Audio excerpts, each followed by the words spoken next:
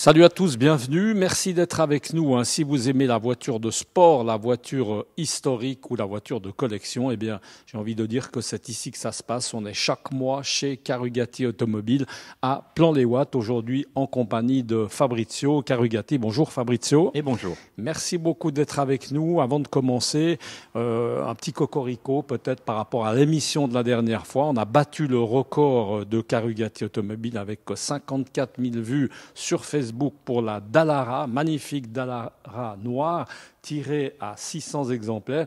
Alors la bonne nouvelle, c'est les 54 000 vues, mais l'autre bonne nouvelle, c'est qu'elle n'est plus là. Oui, exactement. Donc un petit hop suisse plutôt que cocorico. Un petit cocorico, bien joué. Elle n'est pas restée là très longtemps, cette Dallara. Aujourd'hui, on va saluer peut-être avant d'oublier Tiziano, qui normalement est souvent avec nous. Il était avec nous la dernière fois pour parler de la Dallara. Et là, en ce moment, il est engagé entre autres, dans un rallye au Mexique. Fabrizio. Oui, il fait le rallye des Mayas avec une vieille Mercedes. Donc voilà, il profite et on tient la boutique. Sympa. On lui souhaite en tout cas bonne chance. C'est un rallye qui dure sur combien de temps? Une semaine. Une semaine. Ouais, sympa. C'est une manière comme une autre de visiter un peu le Mexique. Voilà. En tout cas, on te salue bien parce qu'on reçoit à Facebook, même on espère au Mexique. Aujourd'hui, on a décidé, Fabrizio, d'intituler un peu cette émission Petite série. Ça veut dire pas mal de voitures qui sont là-bas derrière nous, tirées évidemment en très peu d'exemplaires. Mais peut-être avant d'aller là-bas derrière, si tu es d'accord, juste un mot sur ce qui se passe là, parce que ça bouge énormément, c'est tout le temps différent. Oui. Bon, c'est rare d'avoir deux Carrera GT en vitrine, donc ça, c'est déjà une chance et ça fait partie des petites séries. Des jumelles, comme ça. Supercar, exactement. À part l'intérieur qui a une couleur différente et tout. Belle, une qui est pas une série limitée, mais qui est relativement rare, c'est cette Porsche 991 GT3 phase 1 de couleur noire. Et ils en ont fait en fait très peu. Les gens sont surpris, me demandent souvent est-ce que c'est une noire d'origine. Et oui, c'est une noire d'origine, mais ils en ont fait très peu mondialement de ce modèle-là. Même si ce n'est pas une série limitée, la couleur est rare. Elle pète bien, en tout cas, cette voiture. On va aller là-bas derrière. Fabrizio, quand on parle de séries justement limitées ou de petites séries, c'est à partir de combien d'exemplaires qu'on peut considérer que c'est des petites séries finalement? Il y a pas vraiment de règles, mais c'est clair que si on commence par cette voiture qu'on a déjà vue, la McLaren en 675 LT coupée, c'est une production de 500 voitures, ce qui mondialement est pas grand-chose. Donc on peut déjà parler de petites séries et c'est vraiment une voiture bien sport, bien agressive.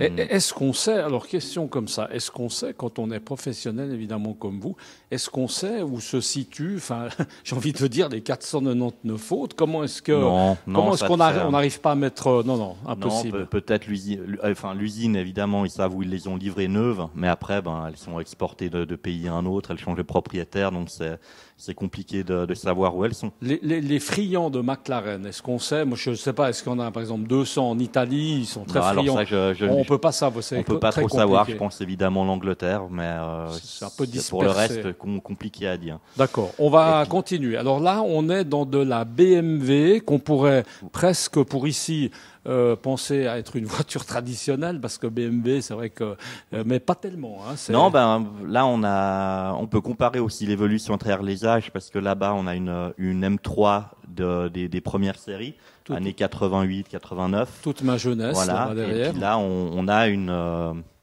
parmi les dernières générations, donc cette M3 CRT. Et là, mondialement, c'est que 67 exemplaires. Donc 67 celle-ci. Voilà, où ils ont mis deux, trois, la carrosserie est en fibre de carbone spéciale. Il y a 2-3 petites spécificités du modèle. Et on n'a pas très souvent des BM, mais d'avoir des pièces comme ça fait plaisir. Donc là, on a vraiment une voiture exclusive. On peut vraiment parler de très petites séries. Donc là, de nouveau, rapidement, ça va devenir une voiture historique. Des voitures comme ça, c'est des. J'aime bien en parler, mais c'est des placements. On est d'accord, pratiquement. Ça peut l'être, mais ça peut pas perdre de valeur. Si on la met pas contre un platane, normalement, ça garde bien la valeur. On va dire qu'en ce moment, c'est plus sûr que le Bitcoin, si je peux me permettre. C'est un détail. Parenthèse. Derrière, voilà, là où tu es, la Mercedes. Voilà. Alors toujours pour continuer dans les petites séries, là, on l'a déjà vu, mais une SLS Final Edition, c'est aussi que 350 exemplaires. C'est la dernière série qu'ils avaient fait avant d'arrêter le modèle. Et voilà, 350 au monde. Et celle-là, en plus, n'a que 200 km. Donc, on a l'opportunité d'avoir une voiture neuve, alors qu'elle a quelques années déjà. Elle n'a quand même pas eu 8 propriétaires avec 200 km. Non, mais ils ont voilà, pas fait des fois, 12 km chacun.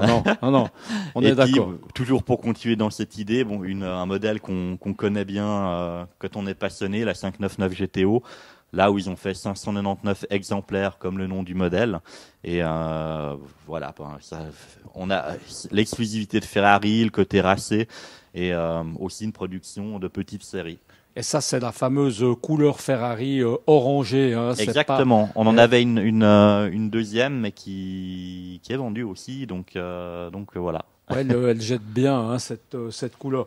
On va continuer peut-être Fabrizio. Il y a tellement de voitures qu'il faut se faufiler. Hein. Oui, est-ce qu'il y a quelque chose là? Tu nous arrêtes. Hein, on fait un petit tour tranquille. Ah ben en fait oui. On a tendance à en oublier parce qu'elles sont cachées les unes derrière les autres. J'avais pensé à la Porsche, la Speedster, qui est c'est une petite série.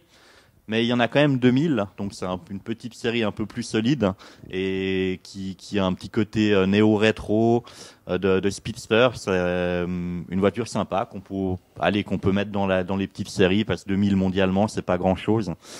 Et une que j'ai failli oublier, une magnifique Ferrari Super America qui est la dernière un peu de la lignée des Ferrari Maranello. Et qui est un cabriolet en fait avec un toit dur qui pivote. Et ça, ils en ont fait 559. Je vérifie, j'aime bien être précis. 559. Je ne vous dis pas de bêtises. Est-ce que forcément les cabriolets, c'est la saison. Est-ce qu'on sent justement que là les gens sont plutôt cabriolets ou bien parce qu'on achète plus facilement un cabriolet maintenant qu'au mois de novembre évidemment. Oui. Est-ce qu'on sent il y a la tendance, les gens s'excitent un peu sur tout ce qui est cabrio ou celle-ci en parenthèse Porsche magnifique. Oui. La couleur est rare en plus. Ouais. Mais il y a quand même une petite influence des saisons. Quand il fait beau, les gens ont plus envie d'acheter des voitures que quand il fait mauvais. Même s'il n'y a plus vraiment de règles. Hein. Des fois, on vend des cabrios au mois de décembre ou pour Noël. Donc, Mais c'est vrai que le temps motive les gens. Quand il fait beau, on a envie un peu d'être cheveux au vent, cigare au bec, lunettes de soleil, etc. Celle-là, c'est aussi quelque chose qui est extrêmement... pour varier un petit peu une série limitée un peu moins sportive, mais un Defender, donc les Defender ancienne génération, parmi les derniers qu'ils ont fait, ils les ont fait pour le 70e anniversaire. Ça, il y en a que 150 au monde. Ah ouais. Il a aussi moins de 200 km, mais c'est une voiture de 2015. Et d'habitude, on part pas trop de budget, mais c'est quand même plusieurs centaines de milliers de francs pour un Defender. Et bon, il est quand même bien upgradé par rapport à un Defender normal. Il a un V8, un gros V8 Jaguar Land Rover, des gros freins, les sièges baquets. C'est vraiment une série limitée. Land Rover. Voilà, et ça, si on veut aller un peu en campagne, dans des chemins un peu boueux, ou bien monter, comme on aime bien le dire, à la montagne en hiver, on monte des murs avec ça. Oui, et puis c'est parfait pour si on a un petit chalet à Gstaad, pour faire du chalet au Gstaad Palace, et puis aller prendre l'apéro avec un petit Louis XIII ou fumer le cigare. On est bien. C'est sympa. Comme ça, on a un peu la voiture qui passe partout, mais en se démarquant discrètement. Au niveau couleurs, par contre, bêtement, les 66, on les trouve elles sont toutes de couleurs différentes. Ah, voilà. Toutes de couleurs différentes, mais quand peut-être ça a changé aujourd'hui, quand j'ai mis celui-ci en annonce, il y en avait un à vendre en Allemagne et un en Suisse. Donc il y en aurait a priori en Europe que 3 à vendre. Alors moi, si jamais t'en as une en noir, ça peut m'intéresser, éventuellement. J'aime bien le noir. Je te montrerai l'annonce. Le rendez-vous est pris. On continue. Il me reste plus qu'à gagner du reste à la loterie, ou à l'euro-million, mais autrement tout va bien. Alors on peut parler pour un peu clôturer cette petite série des petites séries. Une 348 Spider, modèle produit à 1100 exemplaires, donc c'est plus rare que la Porsche Speedster. et bonne petite Ferrari, encore dans des budgets raisonnables, mais où on a quand même une certaine exclusivité. Très belle voiture. Là aussi, les gens sont quand même friands de savoir forcément qu'il y a très peu d'exemplaires. C'est assez excitant de savoir qu'on ne va pas forcément croiser la même voiture à tous les carrefours. On est d'accord ? Exactement. Important. Voilà. Merci beaucoup. En tout cas, Fabrizio, on va te laisser, merci. On vous rappelle bien que vous avez aussi, pour les amateurs, on va faire encore quelques images de pas mal de modèles. Vous pouvez nous retrouver facilement dans les stories pour les voitures qu'on n'aurait pas pu voir dans ce reportage. Et puis nous, on se retrouve le mois prochain pour parler, bien évidemment, voiture. Et entre-temps, encore une fois, on souhaite bonne chance à notre ami Tiziano qui, la fois prochaine, pourra évidemment nous donner quelques On le fera travailler un peu. On va le faire travailler un petit peu après les vacances, quelques nouvelles de son rallye des Mayas. Le rallye des Mayas au Mexique. On espère qu'il aura un sombrero du reste à cette occasion. Merci beaucoup Fabrizio. Et les mariachis pour l'ambiance. Ouais, exactement. À très bientôt. Merci beaucoup. À bientôt. Merci. Ciao.